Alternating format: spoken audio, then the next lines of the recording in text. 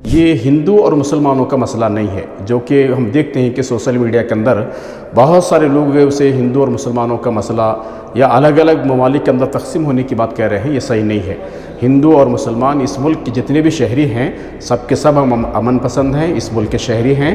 غزہ کی وزارت صحت کے مطابق اسرائیل اور حماس کے درمیان جاری جنگ میں اب تک 5000 سے زائد فلسطینی ہلاک ہو چکے ہیں، جن میں سے تقریباً 40% بچے ہیں۔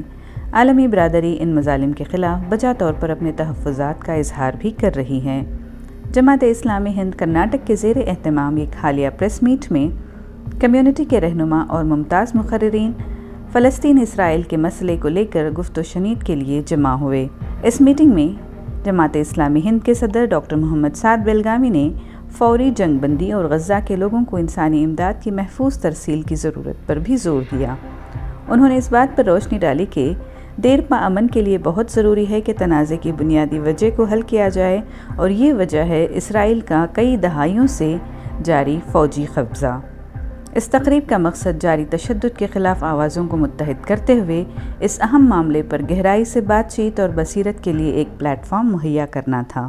خاص طور پر اس وقت فلسطین کی جو صورتحال ہے اس پر اظہار تشویش اور اسرائیل کے ظلم اور بربریت کے خلاف احتجاج بلند کرنا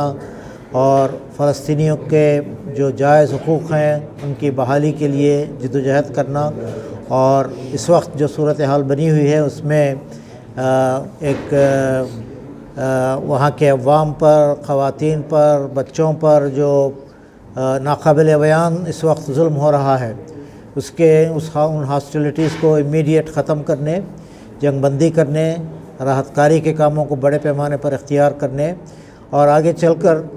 اس مسئلے کے ایک مستقل حل کے لیے سب مل کر جدوجہد کرنے کی آواز یہاں بلند کی گئی۔ اس محفل میں امت کے بنگلور شہر کے تمام نمائندے یہاں موجود ہیں، علماء، جماعتیں اور تنظیموں کے ذمہ داران یہاں موجود ہیں، اور ہم سب کی یہ مشترکہ آواز۔ ہمارے اپنے ملک کو عالمی قوت بننے کا ایک موقع ہے کہ وہ مظلوموں کی حمایت کرے، فلسطین کی حمایت کرے۔ یہ ہمارے اپنے ملک کی پالیسی رہی ہے پہلے سے اور اب بھی ہے، تو لہٰذا آگے بڑھ کر کے حق اور انصاف کی بات کرے اور جو مظلوم ہیں ان کی حمایت کرے۔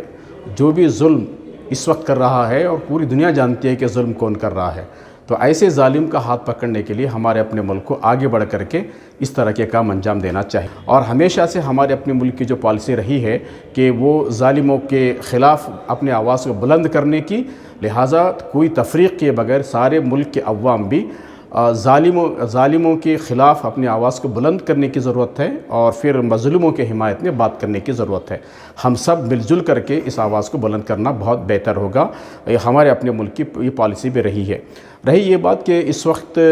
نتیجہ تو نہیں کہہ سکتے ہم اپنی آواز کو بلند کرنے کے لیے، چونکہ ہم اب ایک جمہوری ملک کے اندر ہیں۔ جتنی بات ہم کہہ سکتے ہیں، جتنا گراؤنڈ ہمارا ہے، جتنی وسعت ہماری ہے، جس طرح سے ہم کر سکتے ہیں اتنی کام ہوگا کہ ہم اس کے ذریعے سے ایک تو ملت کے اندر ایک اویرنیس، ظاہر بات ہے کہ فلسطین کے حقیقی جو مسئلہ ہے اس سے ناواقف ہم بھی ناواقفیت زیادہ ہمارے اندر بھی پائی جاتی ہے، اس سے واقف کرانے کا ایک موقع ہے کہ ہم اس طرح سے ملت کے اندر بھی شعور بیدار کرنا چاہ رہے ہیں کہ اصل فلسطین کا مسئلہ کیا ہے، سمجھانا چاہ رہے ہیں۔ دوسری بات یہ ہے کہ ہم ملک کے عوام کے ملت کے درمیان میں بھی اس کے ذریعے سے ایک پیغام ہم عام کریں گے۔ جیسے دوسری بات میں نے یہ کہی کہ اس کے ذریعے سے جتنی آواز ہم بلند کر سکتے ہیں حق کے ساتھ، انصاف کے ساتھ، امن کے ساتھ، اور اپنے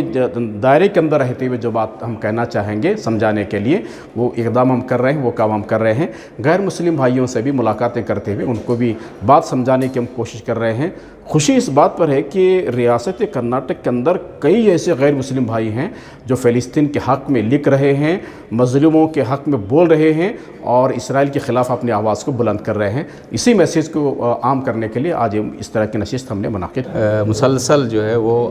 عوام روڈ پہ آ گئی ہے اور اعلان کر رہی ہے اور ظالم کے مقابل میں آواز احتجاج بلند کر رہی ہے۔ اب رہی بات حکمرانوں کی، حکمران جو ہے وہ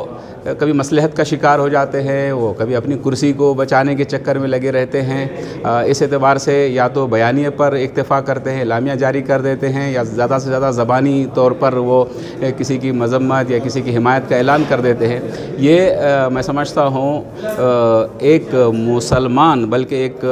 حق پرست عادل حکمران کے ہونے کے ناطے ذمہ داری بنتی ہے کہ ہر آدمی اپنے طاقت کا استعمال کرے، دباؤ بنائے۔ کم از کم جو کام کر سکتے ہیں